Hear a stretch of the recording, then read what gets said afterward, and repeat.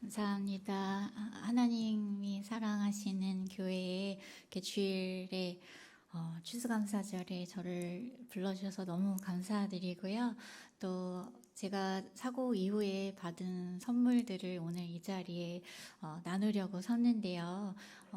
나누는 이야기 가운데 저에게만 선물이 아니라 들으시는 여러분들의 마음에도 여러분의 인생에 하나님 주신 선물들을 발견하는 시간이 되기를 바라는 마음으로 이 자리에 섰습니다.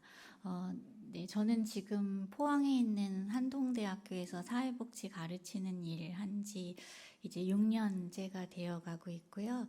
아마 아주 오래전에 제가 TV에 나왔을 때 보셨던 기억이 남아있는 분들은 그때의 제 나이로 기억을 하시는 분들이 계실 수도 있는데 세월이 많이 흘렀습니다.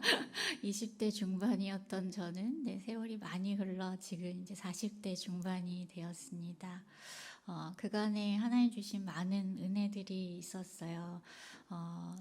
이야기를 시작해 볼까 합니다. 네. 대학교 4학년 때 교통사고를 만나게 되었고요. 학교랑 집이 거리가 좀 있었어서 그때 오빠가 작은 차를 가지고 있었어요. 종종 오빠의 차를 얻어 타고 집으로 가곤 했었는데 그날도 늘 다니던 길로 다니던 시간에 여느 날과 다름없이 가고 있었어요. 신호등이 빨간불이 들어와서 오빠는 차를 세웠고 저희는 이제 초록색 불로 신호등이 바뀌면 엄마 아빠가 기다리시는 집으로 갈 예정이었습니다. 아주 짧은 시간이었는데 뒤에서 음주운전을 한 분이 이미 작은 사고를 내고 도망을 가면서 아주 빠른 속력으로 달렸고 그대로 신호 대기선 제일 뒤에 서 있던 저희 차를 와서 들이받게 되었어요. 그 충격으로 저희 차가 한 7대의 차와 부딪히게 되었고 그러면서 불이 나기 시작했어요. 오빠가 먼저 정신을 차려서 저를 꺼냈을 때는 이미 제 상반신에 불이 붙어 있었다고 하고요. 저희 오빠가 티셔츠를 벗어서 불을 꺼주었고 그렇게 저희 남매는 이제 응급실로 가게 되었습니다. 병원에서 오빠에게 지금 동생이 화상이 문제가 아니라고 맥박도 잡히지 않아서 이제 금방 가게 될 것 같으니 빨리 작별 인사라도 하라고 그래서 저희 오빠가 그 당시에 저에게 잘 가라고 좋은 동생이었다고 이렇게 인사 다 했는데 아직까지 안 가고 잘 살아 있습니다. 너무 감정이입하지는 마시고요. 아팠던 얘기를 할 수밖에 없는데요. 그 과정에 하나님 주신 은혜에 우리 더 집중하면서 얘기 들어주셨으면 좋겠어요. 처음엔 중환자실 들어갔을 때는 산소호기도 끼워져 있었고 또 폐해천 유독가스 빼내는 튜브도 옆구리에 꼽아져 있었다고 하고요. 의식 없이 그렇게 며칠을 지나게 되었어요. 제가 기도할 수 없었던 그 시간에 제 얼굴도 다 잘 모르시는 우리 교회의 김영광 목사님을 포함해서 우리 교회 성도님들께서 정말 하루에 기도가 1분도 끊이지 않도록 이 청년 하나를 살려달라고 그렇게 기도해 주셨어요. 하나님께서 그 중보기도에 응답하셨고 제가 혼자 숨을 쉴 수 있을 만큼 폐가 회복이 되기 시작하고요. 의식이 돌아왔어요. 며칠 만에 산소호기를 떼게 되었고 몇 시간 뒤에 간호사님이 제 입에 이제 빨대를 물려주시면서 오랫동안 호흡기를 끼고 있었으니까 물을 넘길 수 있는지 이제 좀 확인을 해보자면서 조심스럽게 한번 넘겨보라고 하셨어요. 그때 이제 제가 너무 많이 부어 있을 때여서 눈이 떠지지가 않을 때였거든요. 깜깜한 중에 하고 이렇게 빨아다니니까 입 안으로 물이 넘어 들어오는데요. 그 와중에 그 물이 너무 시원하고 맛있는 거예요. 그 미지근한 맹물이 너무 시원하고 맛있는 거예요. 살았다 그랬던 것 같아요. 네, 그 물을 마시고 난 이후에 사실은 진짜 살아남기 위해서 거쳐야 될 과정들이 있었거든요. 와, 살아남는 건 죽는 것보다 이렇게나 어려운 일이구나 생각했어요. 죽는 건 너무나 한순간에 그렇게 예고도 없이 일어났는데 와, 살아남는 건 이렇게나 어렵고 길고 험난한 시간을 지나야 하는구나 생각했어요. 근데 어쩌면 살아남기 위한 고통들을 그렇게 어렵게 지날 때마다 제가 그때마다 제가 살아서 처음 마신 그 물 한 모금을 계속 생각해냈어요. 그 시원하고 맛있었던 그 물 한 모금.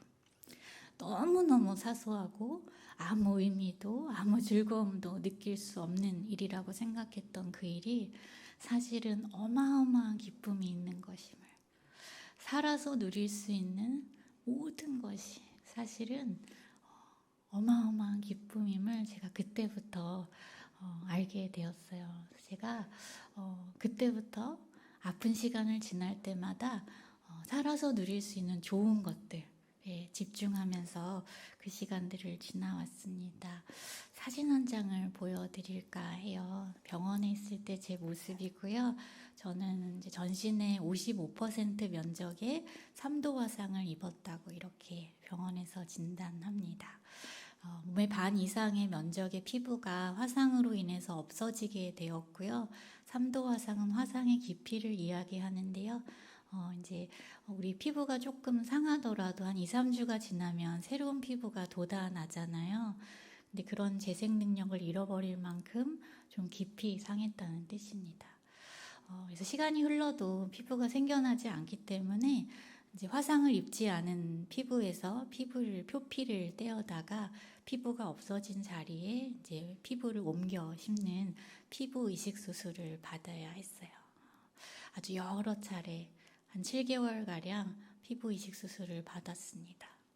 근데 수술을 기다리고 수술을 받는 과정 중에 그래도 제 마음 안에는 기대가 있었어요. 수술만 받으면 예전의 모습으로 돌아갈 거라고. 모든 게 제자리로 곧 돌아가게 될 거라고 그렇게 버텼어요. 근데 한번 불이 지나간 자리는 자꾸 이렇게 쪼그라들고 줄어드는 성질을 갖게 되었고 그 위에 이렇게 얇게 표피만 이식하니까요. 같이 수축이 일어나는데 그 당겨지는 힘이 얼마나 센지 수술하고 한 열흘이 지났는데 이미 이제 목 피부가 쪼그라들면서 턱을 당겨 내리기 시작했고 제 힘으로는 입이 다물어지지가 않는 거예요. 그래서 입을 다물려면 고개를 숙여야 했고 아주 자연스럽게 저는 이제 침을 흘리는 상태가 되었어요. 사람 침이 얼마나 많은지요?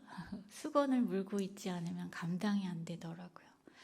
병원에서 1차 치료가 끝났다고 재건 수술을 받으려면 또 한 2, 3개월이 지나야 하니 퇴원을 해도 좋다는 거예요. 그렇게 가고 싶었던 집에 7개월 만에 돌아갔는데요. 전혀 기대하지 않았던 모습을 하고 제 집에 돌아왔습니다. 다 그대로인데 이제 저만 변해 있는 거예요.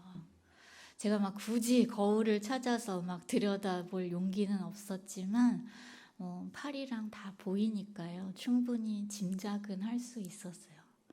근데 밤이 되니까 유리창에 사람 모습이 반사가 되기도 하고요.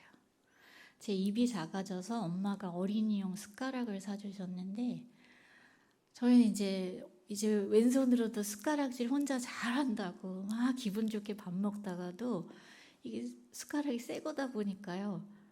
숟가락에 자꾸 얼굴이 비치는 거예요. 얼마나 깜짝깜짝 놀랐는지 몰라요. 너무너무 빨갛고 눈썹도 없더라고요. 그래서 이거 외계인인데? 나 아닌데? 내 얼굴 아니라고, 지금 본 거 이거 내 얼굴 아니라고 그냥 제가 그때 제 마음을 지키기 위해서 제가 본 그 얼굴을 막 지우려고 했었어요. 근데 뭐 아무리 제가 본 그 얼굴을 기억하지 않는다고 해서 진짜 없어질 얼굴이 아니잖아요. 어느 토요일 오후에 TV로 이제 아주 재미있는 예능 오락 프로그램을 보고 있었어요. 사람들이 웃는 소리가 TV 안에서 막 들리는데 저는 하나도 재미가 없더라고요. 사고 전에 그때 그 마음을 가지고 이제 똑같이 살아가기에는 제 삶이 너무 많이 달라져 버렸더라고요. 이제는 아무리 아픈 거 더 참고 아무리 수술 더 받아도 그때로는 돌아갈 수 없다는 것을 알게 되었어요. 돈 주고는 살 수 없는 것을 잃어버렸다는 것을 이제 알게 되었어요. 현실을 보고 나니까요, 마음에 절망이 찾아오는 거예요. 절망이 여기를 가득 채우고 나니까 제가 할 수 있는 일 딱 2가지 남더라고요. 하나는 아파트 옥상을 찾아서 올라가는 일이었고, 또 하나는 하나님을 찾는 거였어요.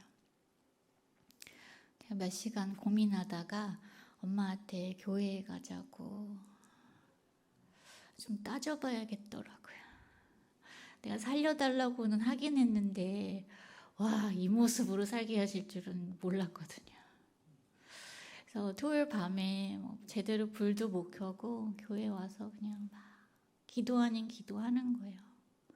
하나님 나 어떻게 하실 거냐고, 살려놨으면 무슨 대책이 있으실 거 아니냐고, 이제 나 어떻게 할 거냐고.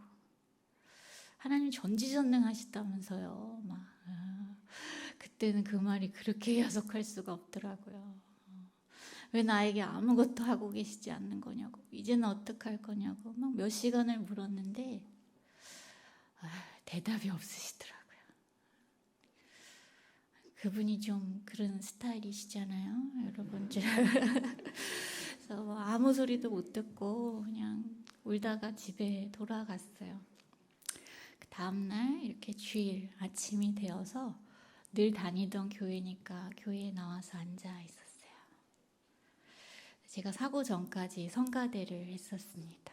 근데 이렇게 사람들이 보고 있는 이런 자리에는 이제 꿈에도 이런 자리엔 설 수 없는 사람이 된 거예요.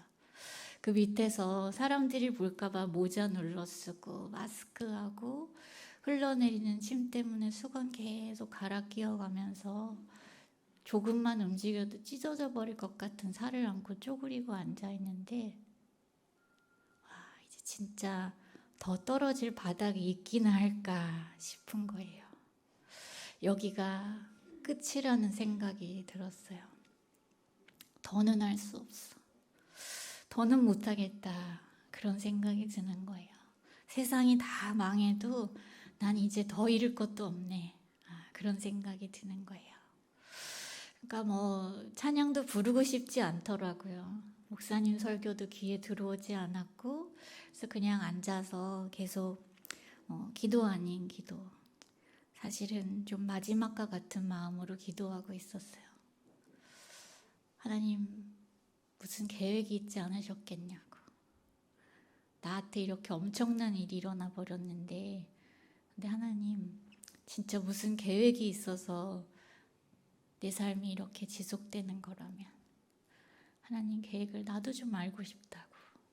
그래야 나도 좀 살아볼 수 있지 않겠냐고. 제가 마지막과 같은 마음으로 그렇게 기도하고 있었어요. 근데 그날 예배가 끝나고 저희 목사님 제 옆에 오시는 거예요. 제가 부르지도 않았는데 제 옆에 오셔서 이렇게 저를 안아주시면서 기도를 하시는데요. 사랑하는 딸아 하고 시작되는 기도였어요. 저를 사랑하신다는 거예요. 저조차도 저를 사랑할 수 없을 것 같은 그런 모습을 하고 있는 저에게 여전히 사랑하는 딸아 부르시는 목소리가 있었어요. 저 목사님 딸 아니거든요. 아버지가 말씀하고 계시는구나. 이거 그냥 목사님 기도 아니구나. 제가 알 수 있었어요. 그 목소리를 통해서 하나님 제게 위로하시면서 그날 2가지 약속 주셨어요. 너를 세상 가운데 반드시 다시 세우겠다고. 그리고 병들고 힘들고 약한 자들에게 네가 희망의 메시지가 되게 하겠다고 그러시는 거예요.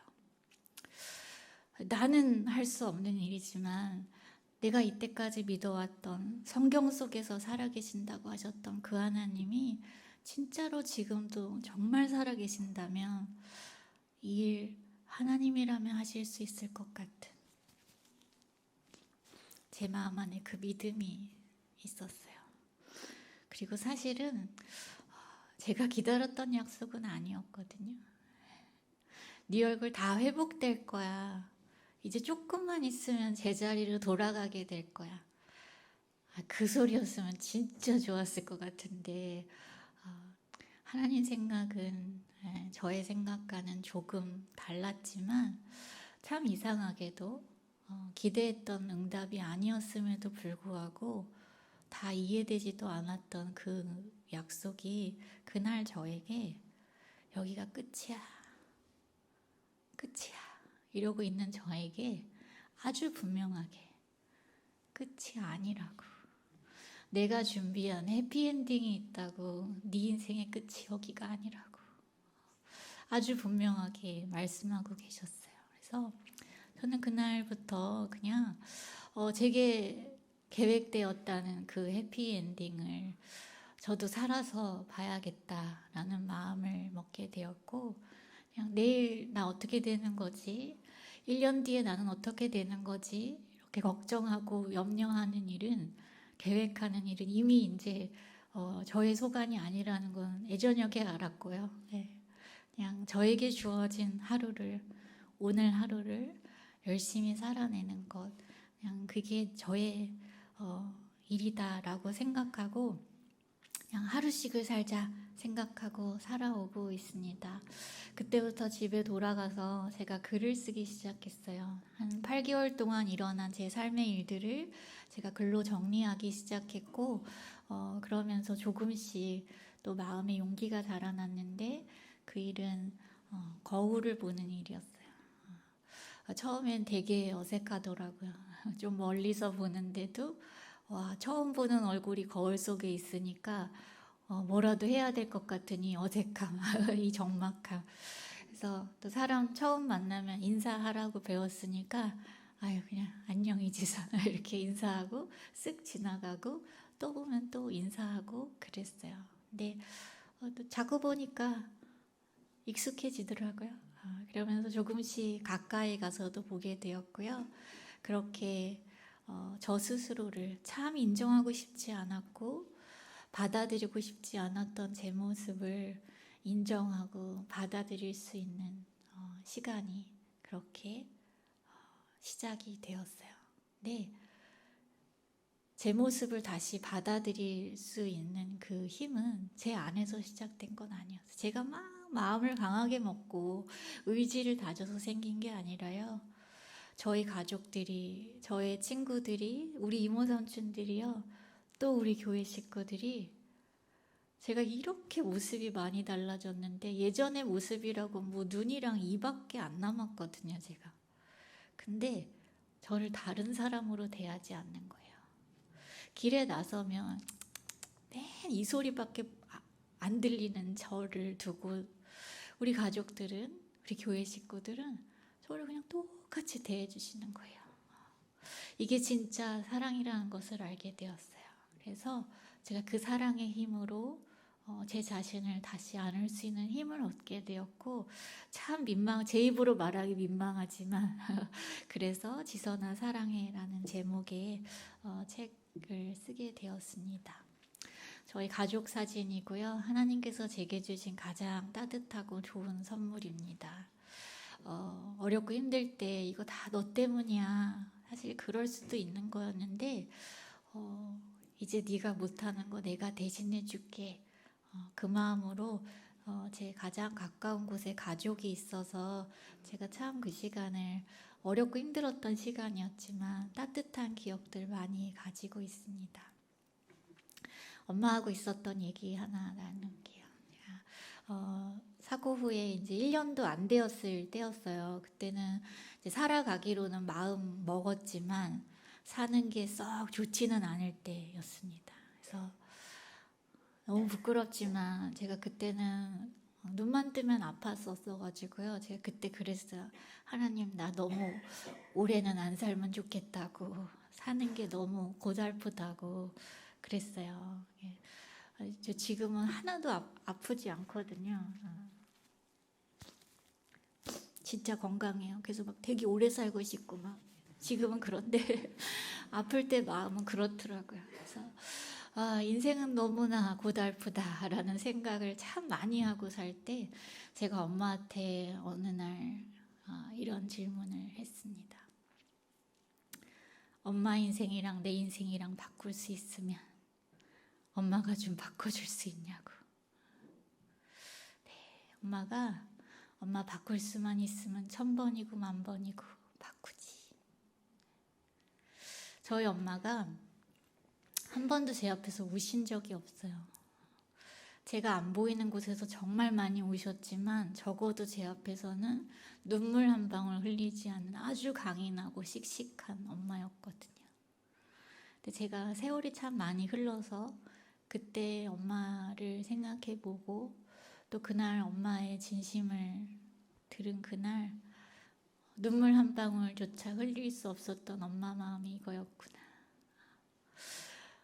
입 밖으로 한 번도 내지 않았지만 자식이 힘든 길 아픈 길 가고 있을 때 그저 내가 1000번이고 10,000번이고 내가 대신하고 싶은 마음, 그게 부모님 마음이었구나. 이 사랑이 있어서 내가 그 시간을 버텼던 거였구나 알게 되었어요. 그리고 그 생각 끝에 하나님 생각이 나는 거예요. 하나밖에 없는 아들 예수님을, 하나님이신 그분을 이 땅에 사람으로 내어보내시면서 게다가 십자가에서 화목제물로 그 몸 안에 있는 피를 다 쏟아야만 하는 길 가운데에 아들을 내어보내신 아버지가 계시는 거예요. 저와 여러분을 구원하시기 위해서 아들을 내어보내신 아버지가 계시는 거예요. 살다 보면 내가 너무너무 초라하게 느껴지는 날도 있고 사실은 어쩌면 이 중에는 나는 지선 씨처럼 그렇게 다정한 부모를 만나지 못했다고 그런 마음이 드시는 분이 계실지 모르겠어요. 근데 그런 마음이 드실 때 우리 아버지의 사랑을 기억하셨으면 좋겠습니다.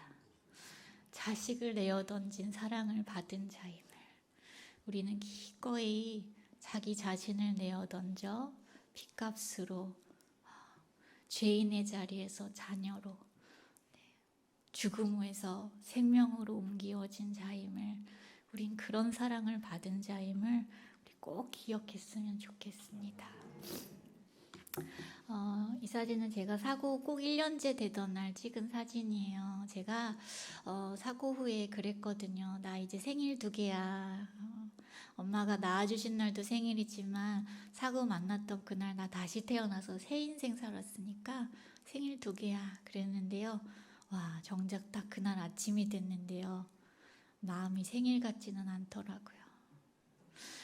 1년이 지났는데 저는 또 수술을 받고 병원에 입원해 있었고 열흘 뒤면 또 다른 수술을 받아야 했어요. 이 일을 몇 번이나 해야 끝이나 있을까 싶기도 하고요. 하루 종일 울렁울렁 하는 마음을 안고 그렇게 하루를 버티고 있는데 그날 저녁에 친구들이 퇴근을 하고 학교를 마치고 케이크를 하나 사들고 병실 문을 두드렸어요. 너 오늘 첫 돌 맞았으니까 우리 돌잔치 하자고. 아까 그 케이크에요. 초 하나를 꽂고요. 우리 다른 거 생각하지 말자. 그냥 지금까지 살아남느라고 애쓴 시간, 그리고 지금 살아있는 것, 우리 눈 마주치고 목소리 들을 수 있는 이거 축하하자.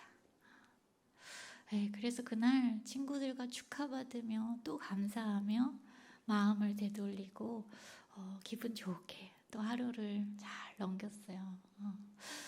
제가 짧은 시간 동안 사실 제 이야기 이렇게 하다 보면요, 제일 많이 받게 되는 오해가 와, 저 사람 진짜 대단하네 이 소리인 것 같아요. 남다른 어떤 무언가를 가지고 있을까, 나와는 다른 어떤 그게 있는 것 같아, 막 그렇게 생각하시는 것 같아요. 근데 그렇지 않거든요.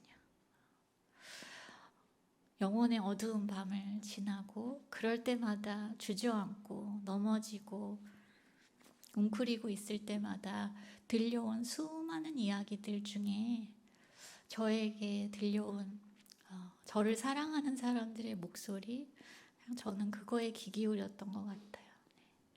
그 말에 귀 기울이고 다시 힘내서 그 하루씩을 버텨왔습니다. 제가 글을 쓰다가 어느 날 이제 홈페이지 글을 썼었는데요. 어느 날 출판사들에서 책을 내자고 연락이 와서 이제 책 낼 땐가 보다 하고 책을 냈습니다. 보시면 일본어로도 또 중국어로도 번역이 돼서 와, 막 세계적인 베스트셀러 작가 되나 봐, 막 이러면서 이제 찍은 사진인데 아직 그런 일은 일어나지 않았고요. 네. 근데 너무 감사한 일 많았어요.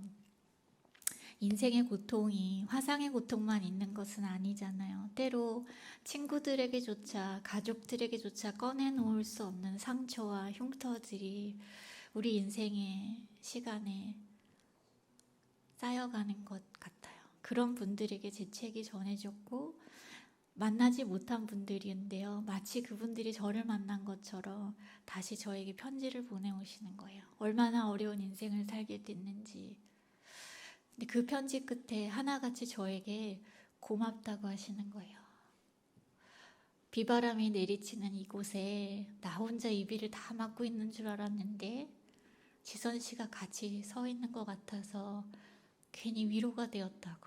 그리고 지선 씨가 큰 우산을 들고 같이 서 있어주는 것 같아서 나도 내 인생에 새 희망을 붙잡고 다시 살아가겠노라고 그런 다짐들을 써서 보내오시는 거예요.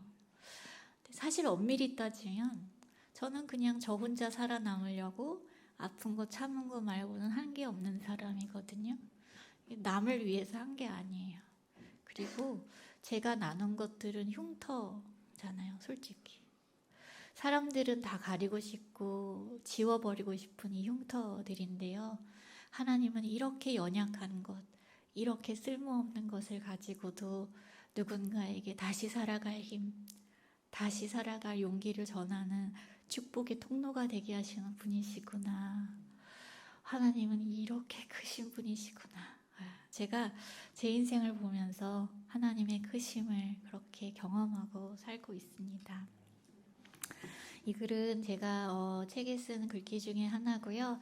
사고 이후에 받은 선물 중에 하나가 아픈 사람의 마음이 어떤 건지 알게 된 거였던 것 같아요.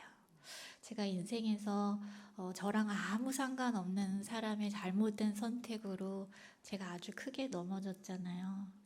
그 아프고 힘든 시간에 저를 향해서 내밀어준 사람들의 손, 그 손이 얼마나 따뜻한지 알게 되었어요. 그래서 제가 그 손을 잡고 일어설 수 있었을 때 하나님 저에게 그러시는 것 같은 거예요.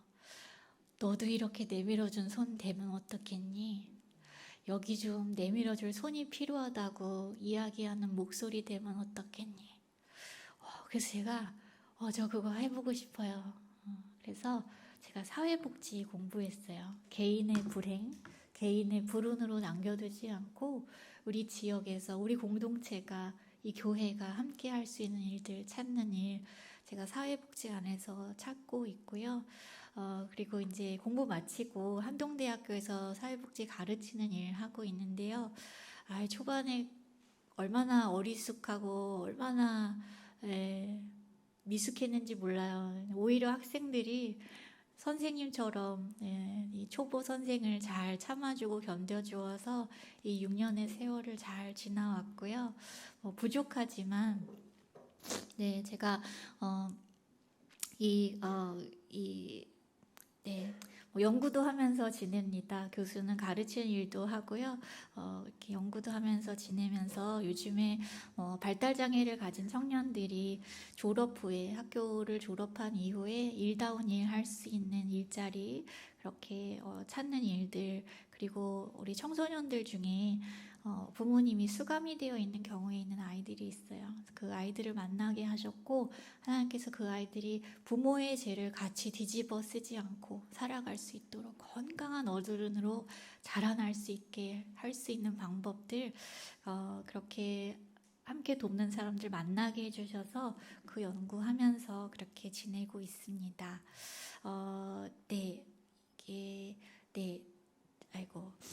이게 파일이 이게 와 있네요. 제가 아이고 네. 네. 죄송합니다. 네. 네. 정신없이 굴어서 죄송합니다. 네. 그렇군요. 네. 네. 그래요. 요걸 하겠습니다. 네. 네, 제가 하고 있는 목사님 죄송한데 저 휴지 하나만 주시면 감사하겠습니다. 네.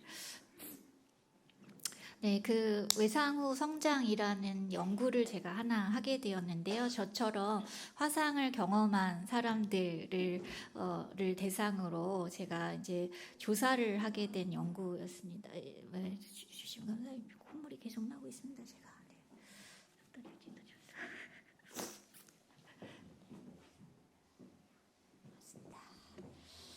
이렇게 간증할 때 눈물만 흘리면 진짜 좋을 것 같은데, 콧물이 너무 흘러요. 네. 정신없이 굴어서 너무 죄송합니다, 여러분. 목사님 오늘 최고의 날이 될 거라 그랬는데. 네. 제가 했던 연구 중에 하나인데요. 우리 이제 저처럼 화상을 경험한 사람들이요. 제가 오늘 말씀드렸던 것처럼 나쁜 경험도 하잖아요. 하는데 저는 오늘 여러분들 제가 처음 이야기할 때 많은 선물이 있었다고 그랬어요. 근데 저는 이름이 알려지고 마이크도 잡고 이야기도 하고 책도 쓰는 저에게만 일어나는 일이 아니라 다른 비슷한 이런 부정적인 경험을 어려움을 겪은 사람들에게 혹시 그 사람들에게도 삶이 많은 선물들로 채워졌는지 그것을 발견했는지 그것도 알고 싶었어요. 그래서 제가 그 조사를 하게 되었는데 네, 맞았어요. 저에게만 일어나는 일이 아니었어요. 그것이 바로 학자들이 말하는 외상 후 성장이라고 하는 것들입니다. 우리가 상처를 입고 상처를 겪은 후에 회복 과정 중에 경험한 어떤 긍정적인 변화들이 있다는 거예요. 우리가 많은 사람들이 특히나 신앙 안에서 고난이 축복이었다고 그렇게 고백하는 사람들의 목소리들을 참 많이 듣잖아요. 그것을 학자들은 이 외상 후 성장이라고 설명한 것 같다는 생각을 하게 되었어요.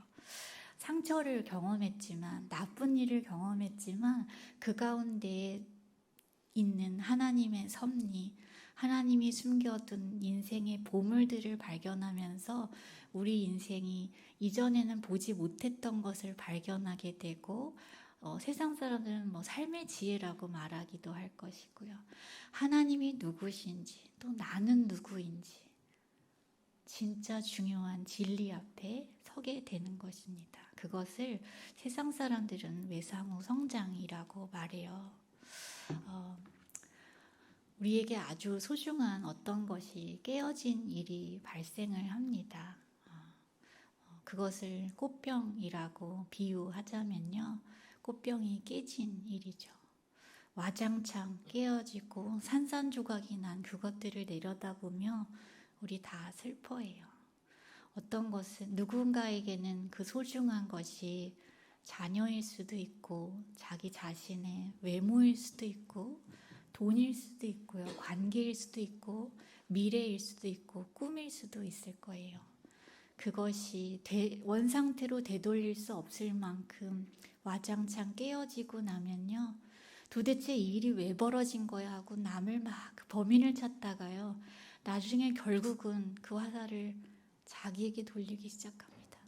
처음부터 꽃병 같은 건 가지지도 말았어야지 하다가요. 욥이 마지막에 그러잖아요. 나는 어미의 태에서조차 나오지 말았어야 한다고. 우리 인생을 막 부정하기 시작하는데요.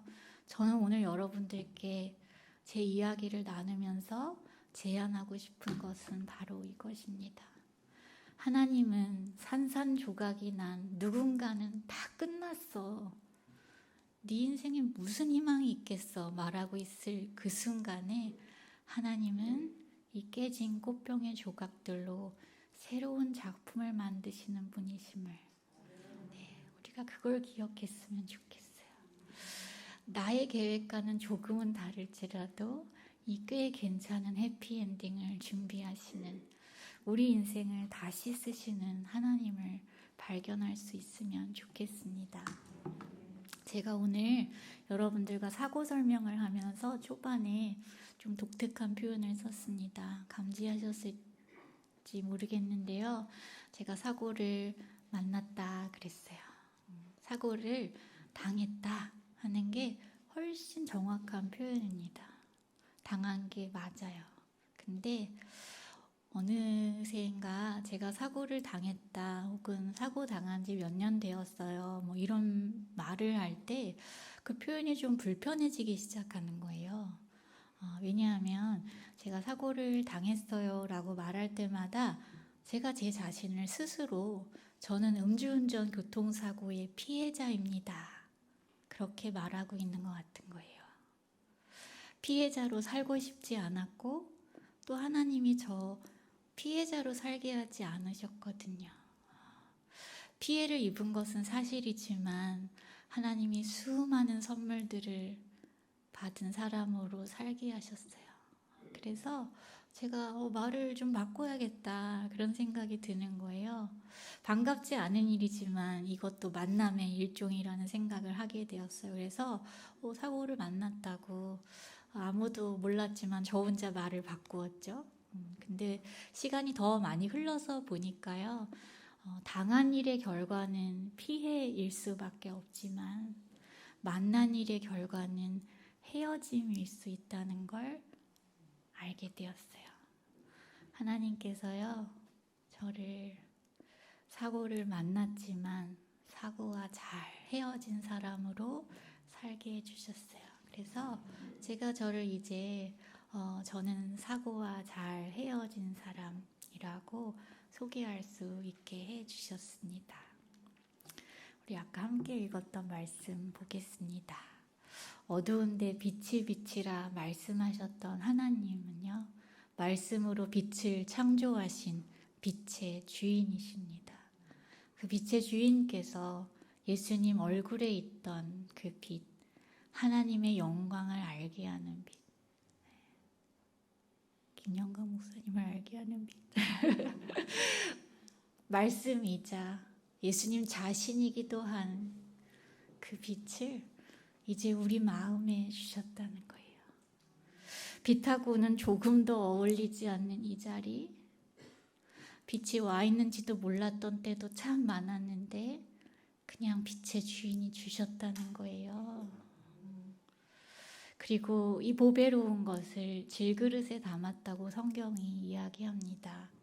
질그릇이 뭔가 하고 제가 사전을 찾아보니까요, 겉으로 윤이 나지 않는 그릇이래요. 만약에 제 몸이, 제 인생이 질그릇이라면 와, 이건 뭐 윤이 나지 않을 뿐더러 저는 와장창 깨어졌다가 그냥 조각조각 얼기설기 붙여진 그 어느 것도 담을 수 없는 참 쓸모없는 그릇처럼 보일 때 있었거든요. 사람들이 그렇게 말할 때도 있었고, 정말 그런가 봐, 막 그럴 때 있었거든요. 근데 하나님 이 말씀 주시는 거예요. 이 보배로운 것을 담은 그릇, 너는 쓸모없는 그릇이 아니라 너는 빛을 담은 보물 그릇이라고 이 말씀 주시는 거예요. 하나님께서 우리 인생을 어떻게 다시 쓰시는지 사실은 성경의 수많은 구절에 말씀하고 계십니다. 또 하나 볼게요. 이사야서 61장 3편에요. 3절에 시온에서 슬퍼하는 자들에게 하나님이 화관을 주어 그 죄를 대신하고 기쁨의 기름으로 슬픔을 대신하게 하시고 찬송의 옷으로 그 근심을 대신하게 하셔서요, 이제 그 사람들을 다른 이름으로 부르시는 거예요. 슬퍼하는 자를 이제 그들을 의의 나무라고, 여호와께서 심으신 그 영광을 나타낼 자라고, 더 이상 슬퍼하는 자가 아니라 이제 의로운 열매를 맺을, 하나님의 계획 가운데 그 열매를 맺을 자라고 하나님 다시 부르시는 것입니다. 우리 인생 가운데 혹여 나쁜 일을 만났더라도 하나님의 생각은 결코 재앙이 아님을 기억하셨으면 좋겠어요. 하나님의 생각은 평안이고 우리에게 미래와 희망을 주시는 것임을 기억하시고, 지금 혹시 슬픔 가운데 계실지라도 하나님께서 우리를 의의 나무, 하나님께서 심으신 이제 영광을 나타낼 자,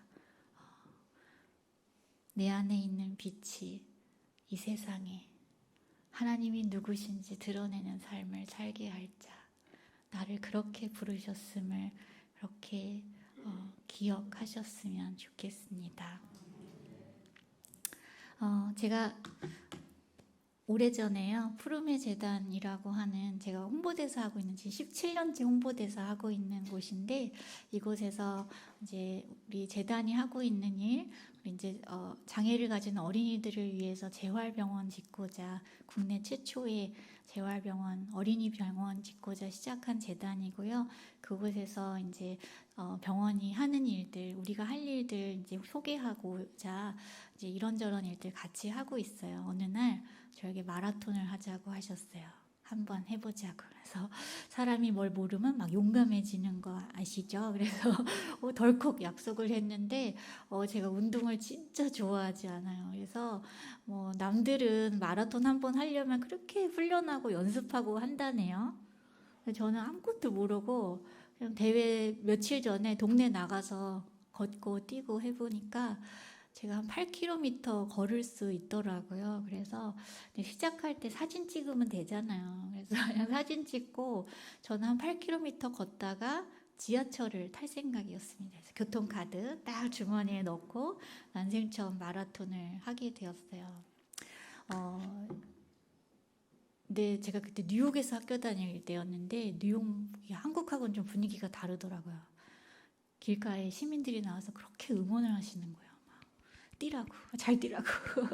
그러니까 마냥 걷고 있기가 좀 민망해서 좀 더 뛰게 되었어요. 8km를 지났는데 그렇게 죽을 것 같지는 않아서 좀 더 걷게 되었고, 참 다양한 이유들로 뛰는 사람들을 보면서 구경하면서 그렇게 분위기에 휩쓸려 사실은 15km 지점, 20km 지점까지 가게 되었어요. 내가 하프 마라톤을 하다니 너무 감격스러웠었는데요. 근데 거기 지하철역이 있었으면 딱 좋았는데 지하철역이 안 보이고 사람들이 맨하탄 시내까지 가면 아주 멋진 응원이 벌어져 있다고, 축제 같을 거라고, 그거 참 볼만하다고. 그래서 또 귀는 또 얇으니까 그래서 이제 거기까지 가서 그거 보고 지하철 타면 되겠다 하고 제가 이제 또 발을 떼기 시작했습니다. 처음에 제가 8km가 한계였는데 그거의 몇 배를 지나왔잖아요. 발목만 아팠었는데 이제 무릎도 고관절도 막 아파오면서 한 발자국 떼기가 쉽지가 않았어요. 눈물이 줄줄줄 흐르고 너무 힘들어서 주저앉아 있는데 누가, 제가 여기 조그맣게 태극기가 붙어 있었거든요. 누가 보시고는 고 코리아 막 그러는 거예요. 어떻게 하다 일어나가지고 몇 발자국 더 가고 너무 힘들게 그렇게 가고 있었어요. 근데 참 그때 제가 그 생각이 드는 거예요. 이제 뭐 그쯤 되니까 그만둘 수가 없는 이제 거예요. 사람들이 왜 인생이 마라톤 같다고 말했었는지 그때 알 것 같았어요.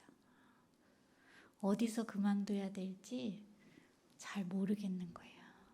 그만둬도 되는 지점이라는 게 이게 25km 지점인지 26km 지점인지 도무지 마음의 결정이 나지 않는 거예요. 사람들이 너 이만하면 됐어, 그만해도 괜찮아 말해주는 사람은 아무도 없고요.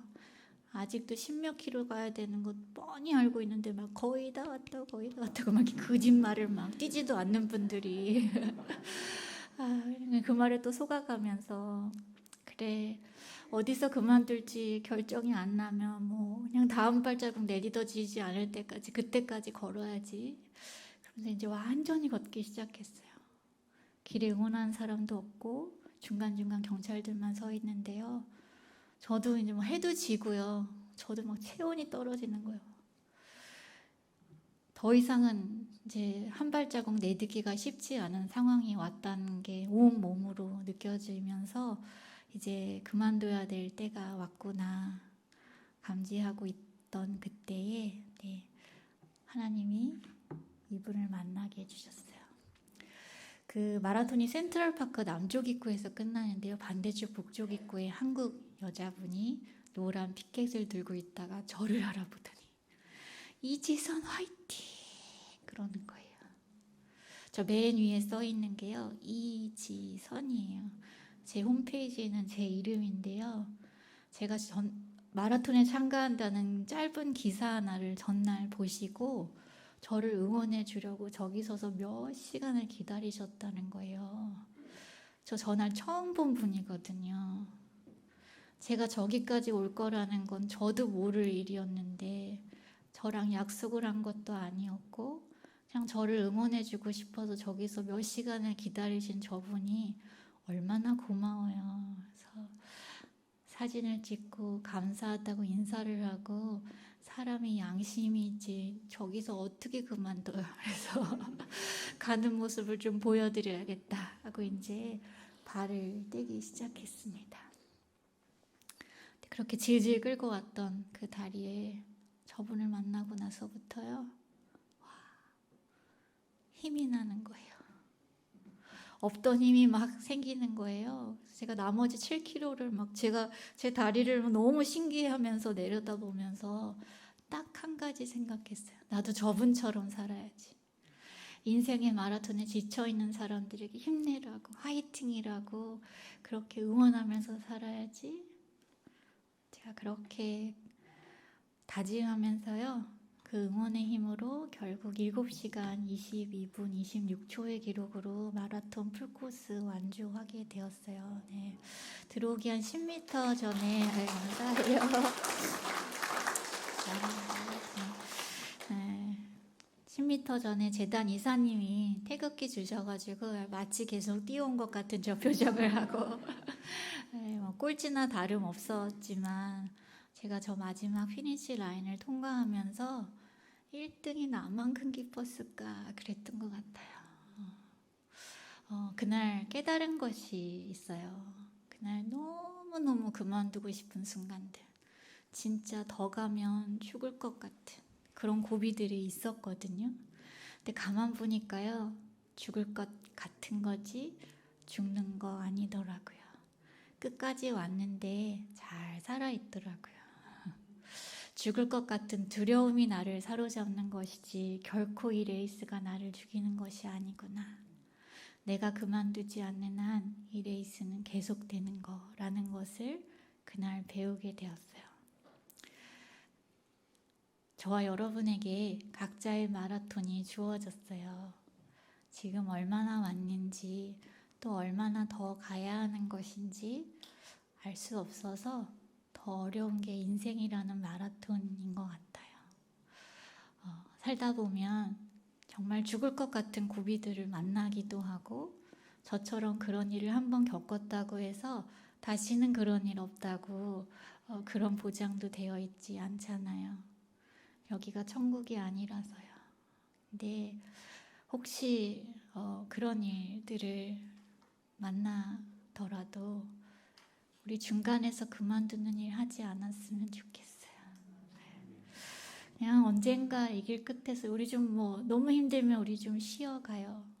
그리고 같이 서로 응원하면서 견딜 수 있는 힘 서로 주고받으면서요. 그리고 그냥 이 길 끝에서 우리 진짜 승리의 깃발을 흔들며 예수님 품 안으로 달려들어갈 때 그냥 할 말 있으면 되는 것 같아요. 예수님, 나 그래도 내 사명 다하고 돌아왔다고. 우리 그 말 할 수 있으면 되는 거 아닌가. 저 꼴찌여도 너무 행복했거든요. 좀 늦으면 어때요? 그쵸? 네. 여러분, 혹시 지금 이 순간 인생의 그 죽을 것 같은 고비들을 만나고 계신 분이 계시다면 그날 제 앞에서 노란 피켓을 들어주셨던 그분의 마음으로 제가 여러분의 인생을 응원해 드리고 싶었습니다. 너무 귀 기울어 그래서 이렇게 경청해 주셔서 너무너무 감사하고요. 이렇게 진짜 자목이 딱 좋은 목소리로 얘기해서 들으시기 너무 힘드셨을 텐데 네, 숨죽이고 들어주셔서 진짜 감사드립니다. 또 어디서 어떻게 다시 뵙게 될지 모르지만 또 임마누엘 교회가 이 지역 사회에서 정말 빛을 담은 보물 그릇으로 그렇게 계속 소문나기를, 또 저 역시 빛을 담은 보물 그릇으로 그렇게 하나님이 누구신가 제 인생을 통해 그렇게 계속 드러낼 수 있는 삶을 살아갈 수 있기를 그렇게 소망하며 살겠습니다. 고맙습니다.